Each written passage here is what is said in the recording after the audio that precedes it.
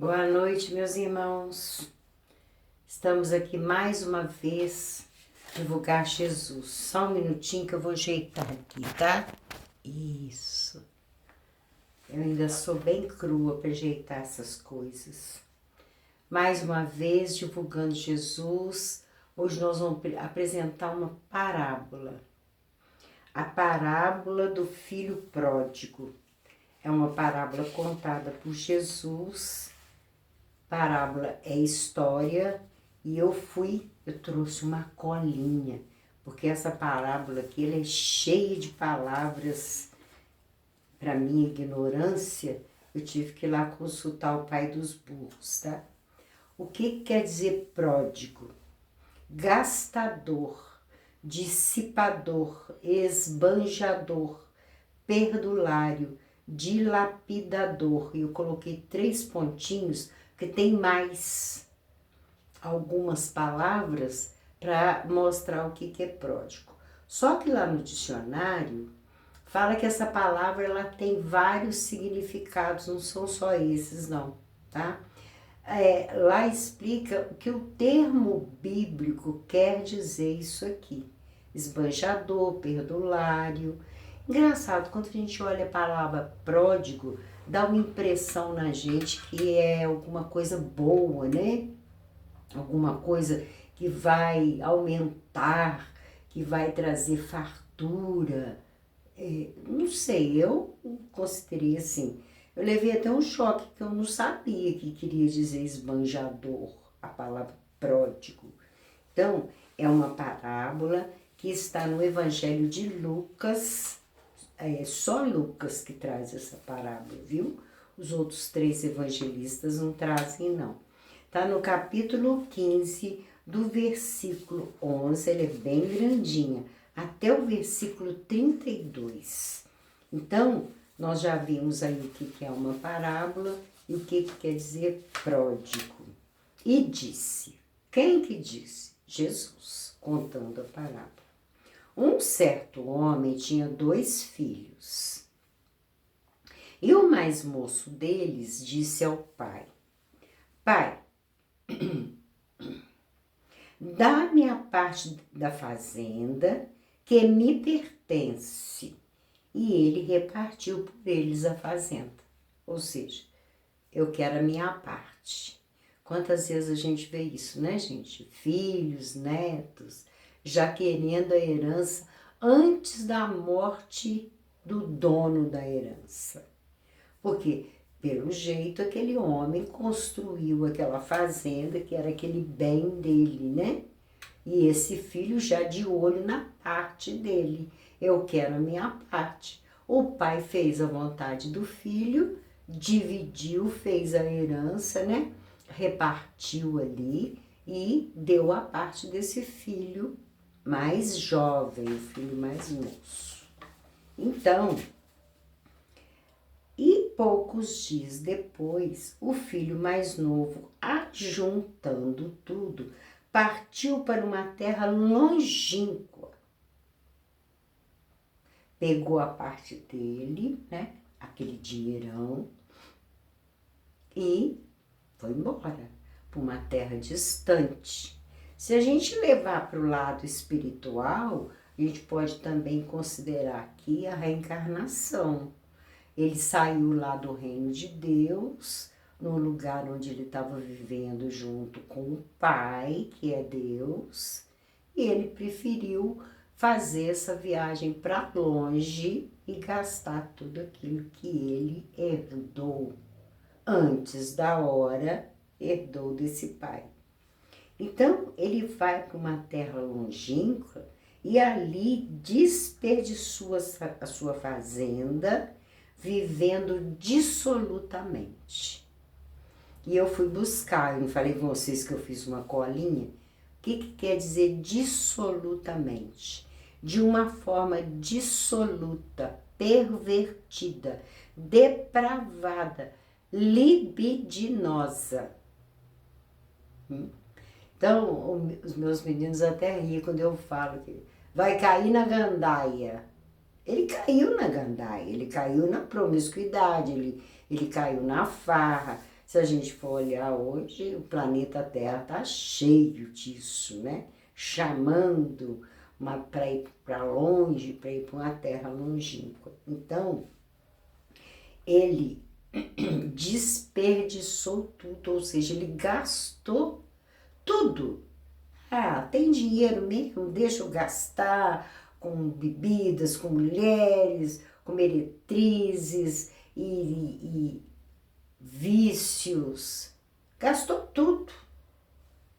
E havendo ele gastado tudo, houve naquela terra uma grande fome. São as crises, né, gente? Que de vez em quando a gente passa. Se bem que nos dias de hoje nem é de vez em quando, né? Eu nunca vi ter tanta crise, crise disso, crise daquilo outro. Um planeta tão farto e tá sempre tendo fome e miséria porque tá tendo crise. Muito interessante, né? Então, ele, nessa grande fome, ele começou a padecer necessidade, porque ele gastou tudo. Então, como teve essa crise, Jesus aqui não fala por causa de que foi, por causa de governantes, por causa de guerra, por causa de corrupção, de roubalheira, mas houve lá muita fome. E ele começou a padecer necessidades. Essas necessidades aqui não é só fome, né? Frio, falta de um agasalho, falta de um sapato, um calçado nos pés, e por aí afora vai virando aquele verdadeiro mendigo, aquele morador de rua. As crises fazem isso, né? Então, e chegou-se a um dos cidadãos daquela terra, o qual o mandou para os seus campos para apacentar porcos. Você quer trabalhar? Então você vai apacentar meus porcos, você vai cuidar dos porcos. Gente, olha só a humilhação desse homem, né? Cheio do dinheiro, daquela metade da partilha que o pai fez, e agora ele vai apacentar porcos. O que é apacentar? Nutrir, alimentar, cuidar. Chega de colinha, só isso. Então, cuidar dos porcos. E aqui, desejava encher o seu estômago com as bolotas que os porcos comiam. O que é bolota? A bolota é muito interessante, é um fruto bem redondinho e de sabor desagradável, então o ser humano não come essa bolota. Era muito próprio lá daquela região. Por aqui pode ser até que tenha, mas a gente não conhece com o nome de bolota, né, gente? Eu não tive essa curiosidade para ver se aqui na nossa região tem a tal da bolota. E ele começa a encher o estômago com as bolotas que os porcos comiam. E ninguém lhe dava nada. Gente, aqui a gente precisa falar um pouco de onde o porco vive, né? Porque se a gente olhar a criação de porcos hoje, é num lugar limpinho. Eu já vi filmagens em que jogam uma mangueira de água nos porcos, lá, o chão é de cimento ou até mesmo de cerâmica. Mas naquela época era chiqueiro. Naquela época nada. Eu me lembro de chiqueiro na minha casa, bem perto da porta da cozinha. Era considerado porco. Ele tem que viver no meio da sujeira. Então ali era um lamaçal que ele ficava pisacando ali fazia suas necessidades e misturava com aquela lama, era uma sujeira. Eu convivi com isso. Tá? Então, não vamos pensar que ele foi apacentar, cuidar, zelar, alimentar os porcos num lugar como os de hoje, não. Era como antigamente, era sujeira. Porque o porco já tem esse nome, ou nós que colocamos esse nome por causa do porco viver lá no chiqueiro sujo, porco mesmo. Então ele desejava comer as bolotas porque ele tinha fome e ninguém lhe dava nada. Ele não tinha um salário, ele não tinha alimento. O dono daquele campo ali, daquela fazenda ali, criação de porcos, ele não ligava em alimentar os empregados. Olha o que acontece com esse filho. E tornando em si, o que é tornar em si? Refletiu, pensou, viajou para dentro de si e raciocinou. Olha o que ele vai pensar. Ele vai pensar? Não, ele disse. E tornando em si, disse. Sabe quando a gente conversa com a gente mesmo? Foi isso que ele fez. Quantos jornaleiros de meu pai têm abundância de pão e eu aqui pereço de fome? O que é um jornaleiro? É um empregado que trabalha por jornada. É um jornaleiro. Então, esse pai desse rapaz aí, ele cuidava dos empregados. O pão é representação do alimento, principalmente naquela época. Então ele está lembrando da fartura na fazenda do pai, que até os servos, né, os jornaleiros tinham direito ao alimento, com fartura, e ele ali passando fome. Pereço de fome. Olha que reforma. Levantar-me-ei.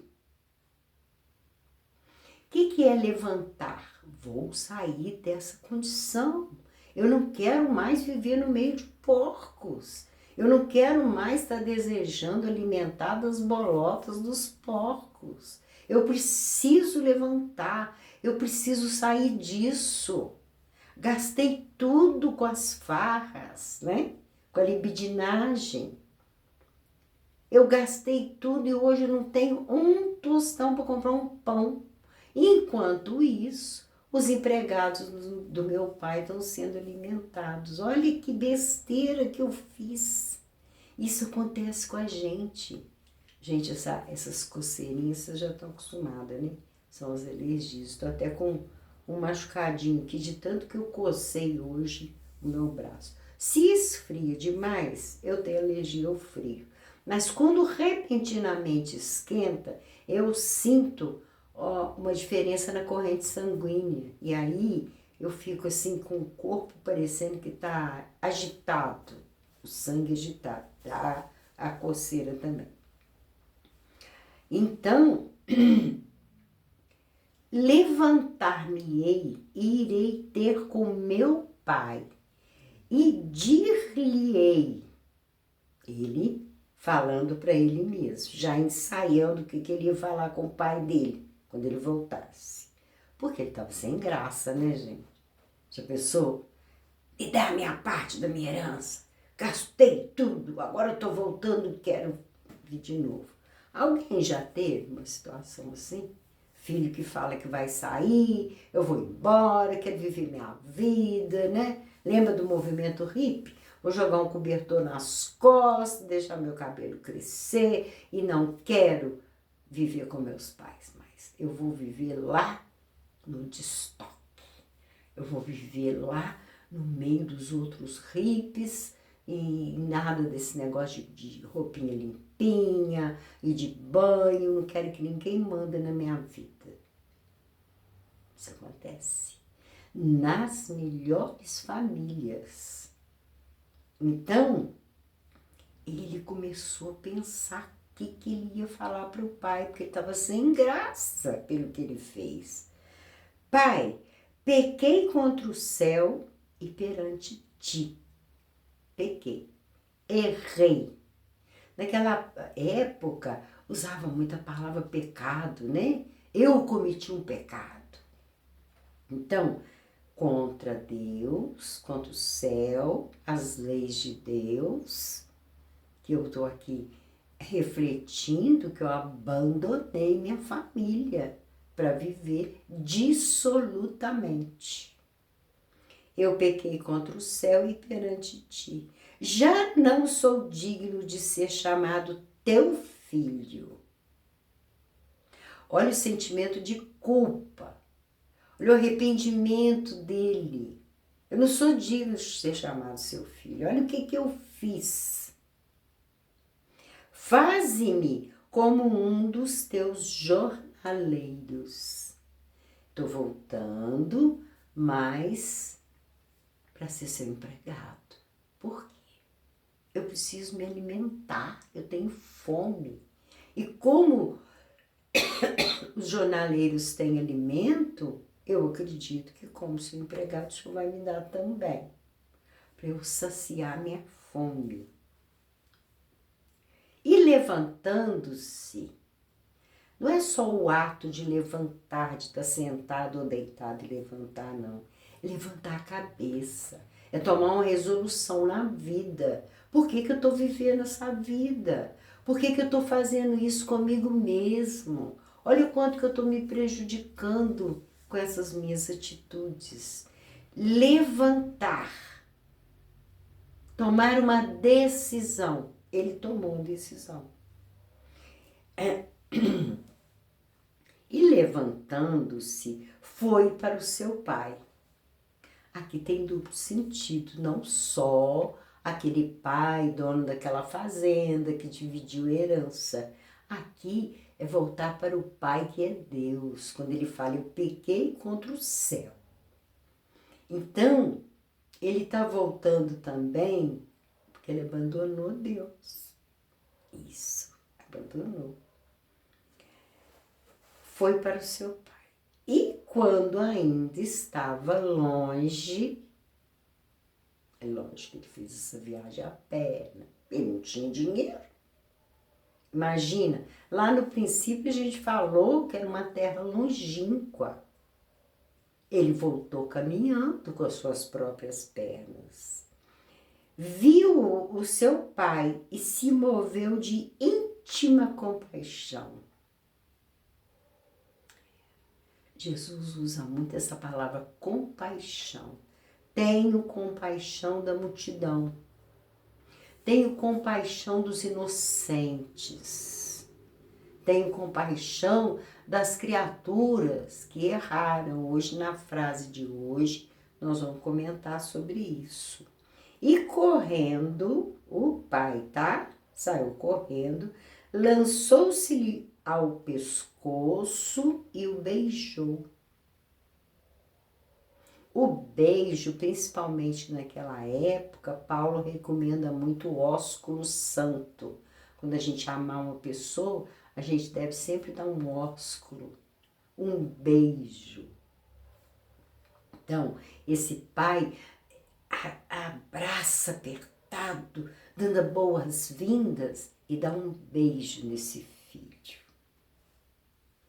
E o filho disse, pai, pequei contra o céu e perante ti, do jeito que ele tinha ensaiado. O pensamento é muito bom, a gente conversar com a gente mesmo. Nós pegamos a mania de conversar com os outros, encher a cabeça de gurus, pastor, de padre. Eu trabalhei no atendimento fraterno, quando eu olho para trás e fico, gente, por que eu fiz isso, né? Atender as pessoas, ao invés de ensinar a pessoa a conversar com ela mesma. Conversa com você. Quando você for tomar qualquer decisão, coloca dentro de você o que você vai fazer. Faz uma lista, vou fazer isso, fazer isso, fazer isso. É muito bom, tá? Pai, pequei contra o céu e perante ti, e já não sou digno de ser chamado teu filho. É quando a gente se sente para baixo, inútil, errei tanto, né? Caí tanto naquela desgraça que eu criei para minha vida, que eu não tem jeito mais de reerguer, porque eu não sou digno de ser chamado seu filho. É humilhante, mas é a gente mesmo que se humilha. Eu não sou digno. Olha o que eu fiz com o Senhor. Quis a minha parte, gastei tudo dissolutamente e agora eu estou aqui voltando e quero ser seu empregado. Quero trabalhar na sua fazenda. Mas o pai disse aos seus servos, o pai chamou os empregados, né, aqueles servos, trazei depressa o melhor vestido e vestilho, e ponde-lhe um anel na mão e alparcas nos pés. O pai mostrou para ele que a primeira necessidade dele era cuidar daquela aparência. Porque quando o pai sentiu compaixão, é porque o pai viu o estado que ele estava. Ele devia estar desnutrido, com fome, ele devia estar doente, sujo, maltrapilho. Aí o que o pai faz? Traz o melhor vestido e traz o anel. Que anel é esse? É brasão da família, é o anel da família. Cada família, principalmente nessa questão do orgulho do povo judeu, tinha seu nome, geralmente do patriarca, né? E ali tinha um anel gravado, o brasão daquela família. A gente até vê muito essas figuras que representam esses chamados brasões.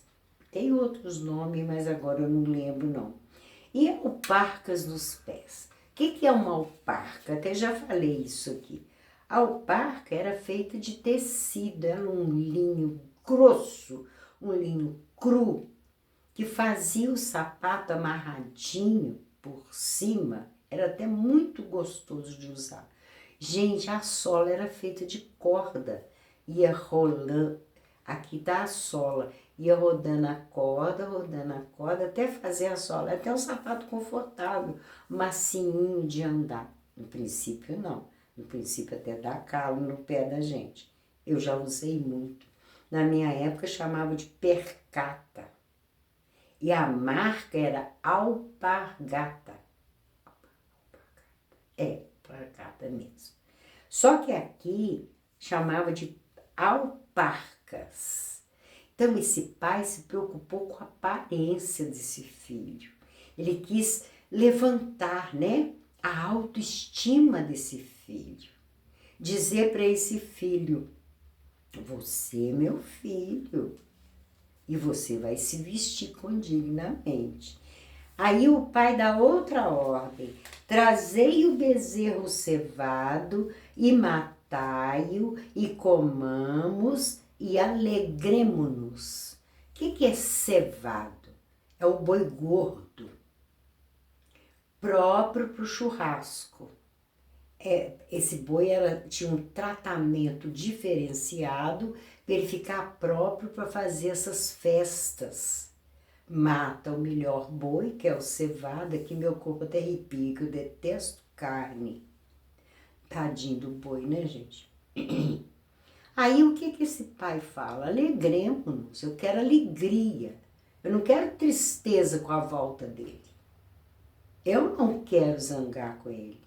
Eu não quero passar nenhuma carraspana, porque ele já sabe o que foi que ele passou. Não precisa eu falar com ele. Quantas vezes a gente faz um escândalo, né? A gente briga, a gente xinga, a gente até bate. Pra quê? Aquela pessoa já está arrependida. Ela já fez a reforma dela. Só dele ter voltado, esse pai já viu, né? Que era uma reforma que esse filho fez. Ele voltou ao seio do pai. Ele reconheceu que ficando fora desse pai, ele estava perdido, principalmente com fome. E fome aqui a gente pode abrir um leque, né, gente? Fome de moralidade, fome de viver uma vida digna, fome de estar junto da família, que é o seio familiar, que sustenta as nossas vidas, porque família é tudo de bom, né, gente? Tudo de bom. Então, o pai vai dizer para todas aquelas pessoas que estavam ali em volta, porque este meu filho estava morto e reviveu. Tinha se perdido e foi achado.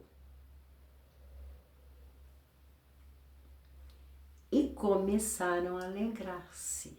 Ou seja, esse pai, ele promoveu as boas-vindas, envolvendo todo mundo e dizendo: não quero críticas com meu filho. Ele fez a parte dele, que ele se arrependeu, ele refletiu e ele voltou ao meu seio.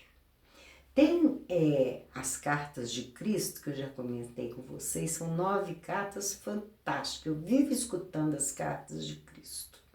Tá aí no YouTube, só procurar. Cartas de Cristo.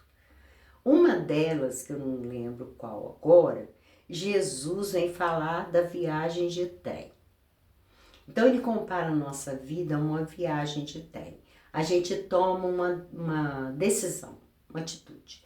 Eu vou fazer essa viagem para me melhorar. E aí movimenta em volta de si uma quantidade de situações e de pessoas para poder fazer essa viagem. Tá dentro do trem fazendo a viagem. É a nossa vida aqui, é a nossa jornada nessa superfície terrena sofrida, torturante. Isso aqui é uma tortura, né, gente? Tem gente que tem medo de inferno, tem gente que tem medo de umbral, mas não reflete que isso aqui é um umbral. Basta ligar a televisão que a gente vê que é. Então Jesus fala que muitas vezes, para a gente tomar muito cuidado, que muitas vezes a gente está nessa viagem e fica olhando pela janela e decide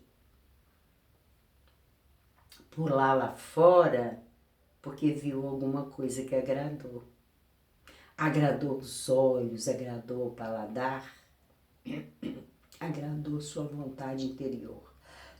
Então, muito cuidado em interromper a viagem, porque esse filho, ele estava ali na família, trabalhando junto com o pai, ele estava numa viagem, com respeito, tendo tudo do bom e do melhor. Esse pai amoroso, tanto é amoroso, que olha como ele o recebe, né? Então, muito cuidado de desviar dessa viagem. Olhar pela janela e se encantar com alguma situação lá fora e querer pular do trem, pular da viagem, sem livre-arbítrio. A gente pula, te desce do trem na hora que a gente quiser.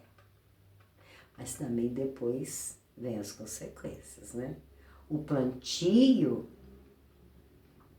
é livre, mas a colheita é obrigatória. Se eu quero pular desse trem, é uma liberdade minha. Mas depois também, igual ele aqui, eu vou querer voltar para aquele conforto, para aquele aconchego da casa do pai. Então, começaram a alegrar-se, respeitando, porque o pai ele promoveu o filho para ele ser respeitado perante a comunidade, né? E o seu filho mais velho estava no campo. Lembra que são 2 filhos? Cadê o outro? Esse que foi embora e gastou tudo era o mais novo. O filho mais velho estava no campo. O que é campo? Trabalho. Estava lá trabalhando. E quando veio e chegou perto de casa, ouviu a música e as danças. Com certeza ele estava chegando cansado, pés cansados, braços cansados de trabalhar no campo, devia estar com aquela enxada nas costas, estava lá cuidando da fazenda do pai. É. E aqui a gente pode colocar cuidando do planeta. Tem aquele filho que cuida, tem aquele filho que fica, toda a família tem aquele que fica. Ele ficou ali cuidando das coisas do pai. E ele volta e ouve aquela música, e aquela dança, e aquele vozerio que devia estar todo mundo ali agora já bebendo um vinho, comendo tal do churrasco, junto com a alegria daquele pai, né? E chamando um dos servos, perguntou-lhe que era aquilo. O que é que está acontecendo? Olha que servo fofoqueiro. E ele lhe disse, veio teu irmão, lembra do teu irmão? E teu pai matou o bezerro cevado, aquele bezerro que estava lá reservado para o churrasco, porque o recebeu são e salvo. Porque esse pai, ele não sabia desse filho. Esse pai terreno, tá, gente? Não é o pai do céu, não. O pai do céu sabe. Ele recebeu são e salvo. Mas ele se indignou.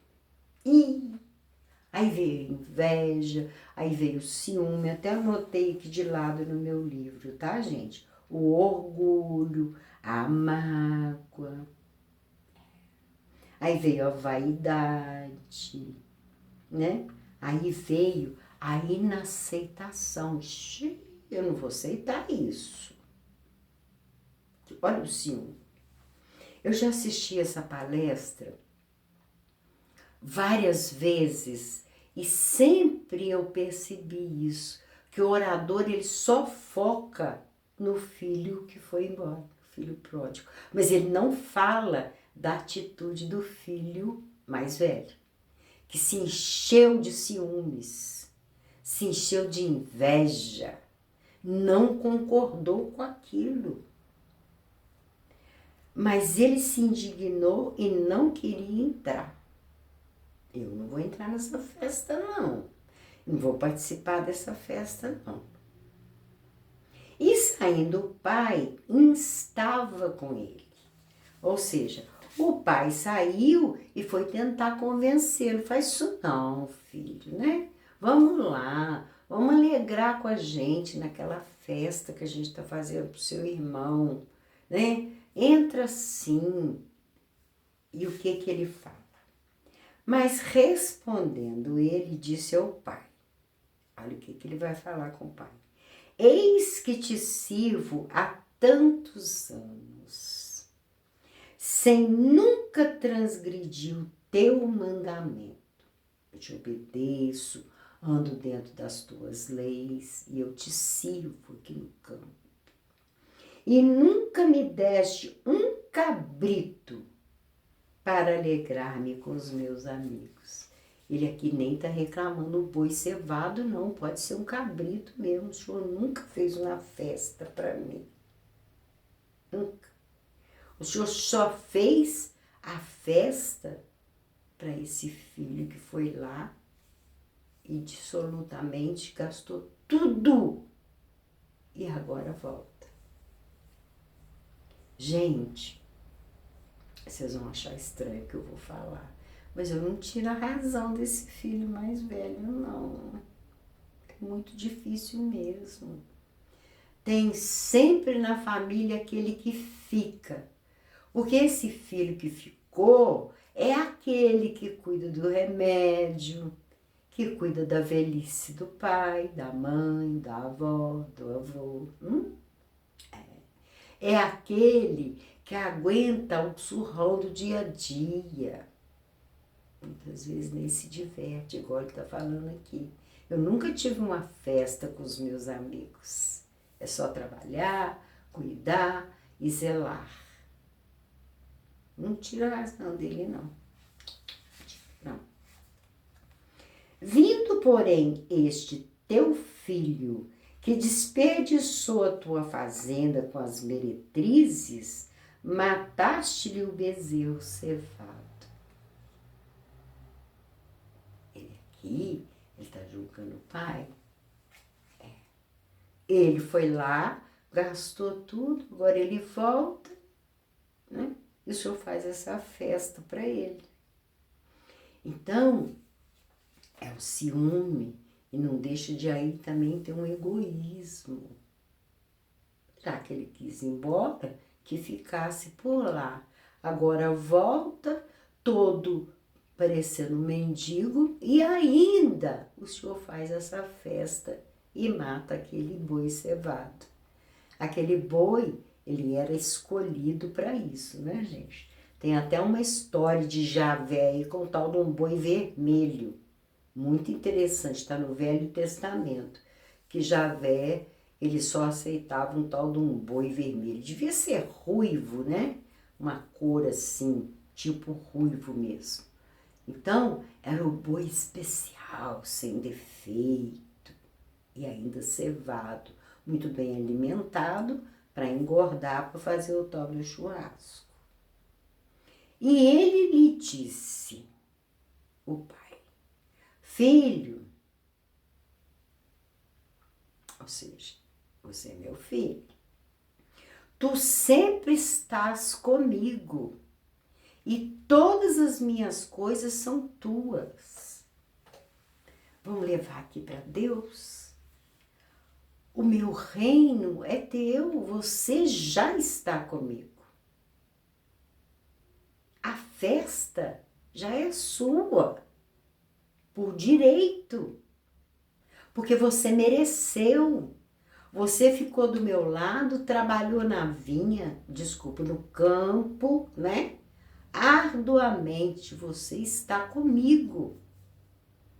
E todas as minhas coisas são tuas. Tudo que eu tenho é teu. Você é o herdeiro verdadeiro. Aqui a gente está colocando no campo espiritual.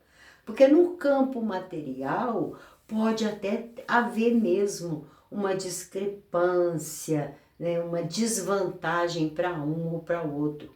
Mas no reino dos céus não existe isso não. O herdeiro é o herdeiro. Então, todas as minhas coisas, filho, são tuas, porque você está comigo. Mas era justo alegrarmos-nos e folgarmos, porque este teu irmão estava morto e reviveu.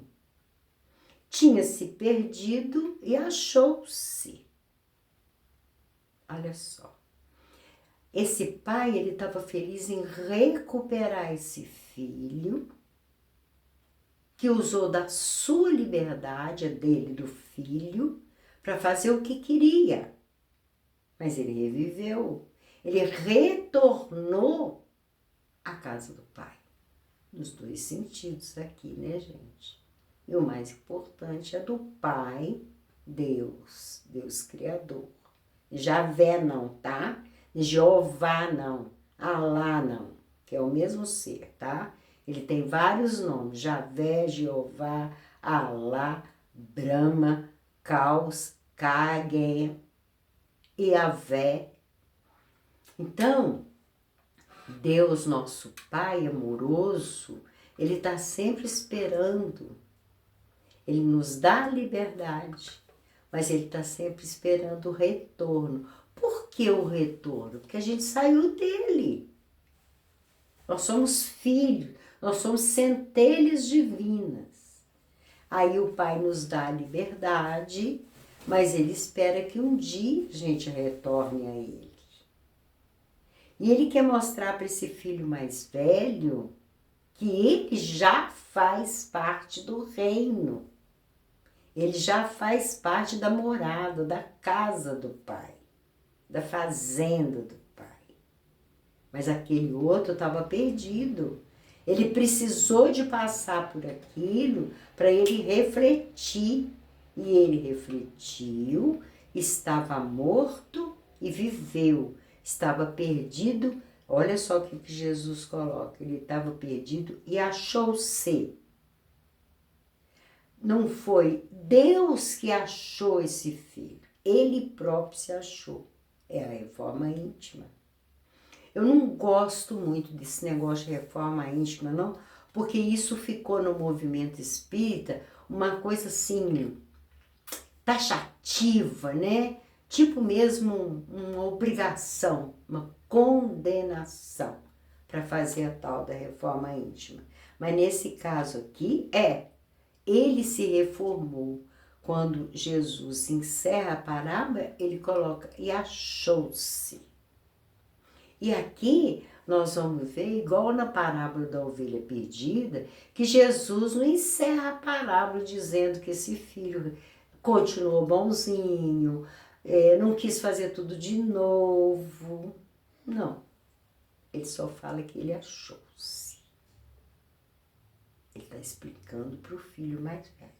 E Jesus também não fala que o filho mais velho falou, tá bem, pai, pode deixar que eu vou para a festa, eu vou dançar e eu vou abraçar meu irmão. Não, ele não fala isso não. Ele deixa isso para a gente refletir nos nossos ciúmes, nos nossos egocentrismos. Isso.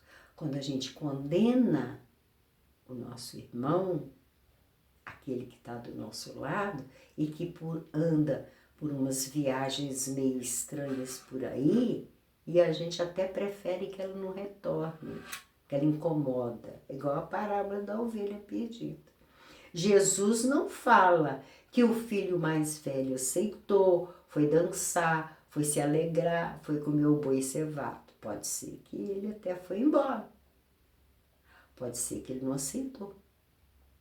Pode ser que a reforma que o outro fez, ele não fez. Vocês entenderam o que eu quis dizer? Pode ser que ele se revoltou tanto que ele não se importou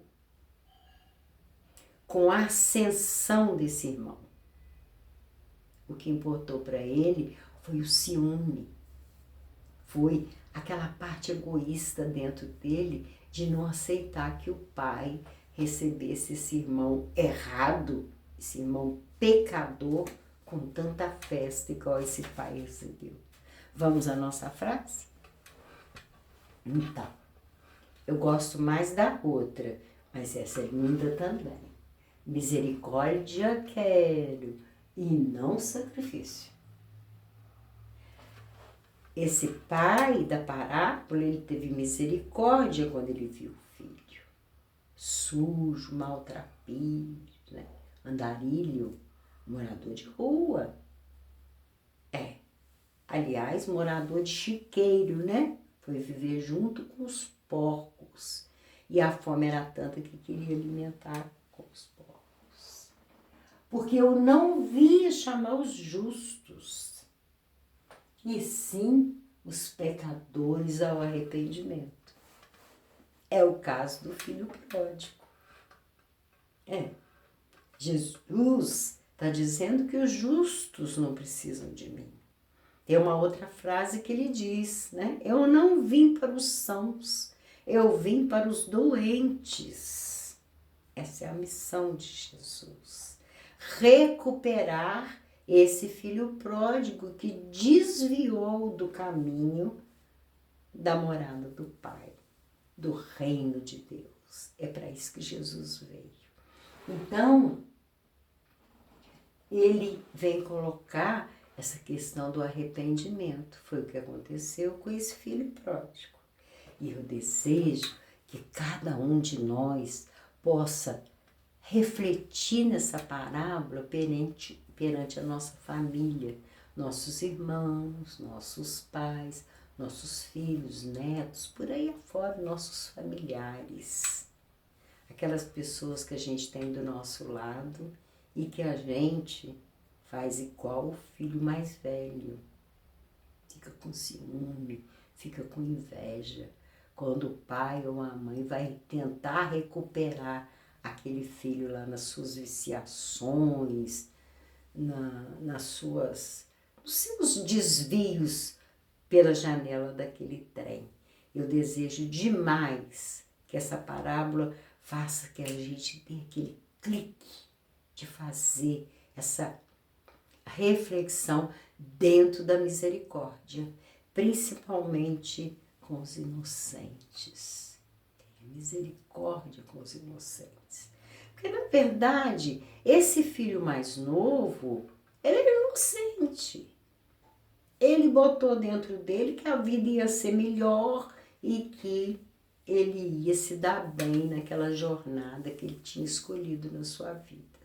Então, ele se arrependeu e Jesus aqui é esse pai que abraça e que tem misericórdia dessas criaturas. E aqui entra o perdão, né? Que Jesus nos ensinou. Perdoar essas falhas. Porque aquele pai ali naquele momento, ele só queria abraçar e dar as boas-vindas, acolher aquele filho e não julgar o que ele fez. A gente tem mania de julgar. Julgar, condenar e sacrificar. Levar ao sacrifício. Muito cuidado com isso. Que Jesus nos abençoe e eu encerro deixando aquele beijo caloroso, o beijo do Pai no filho mais novo que retorna.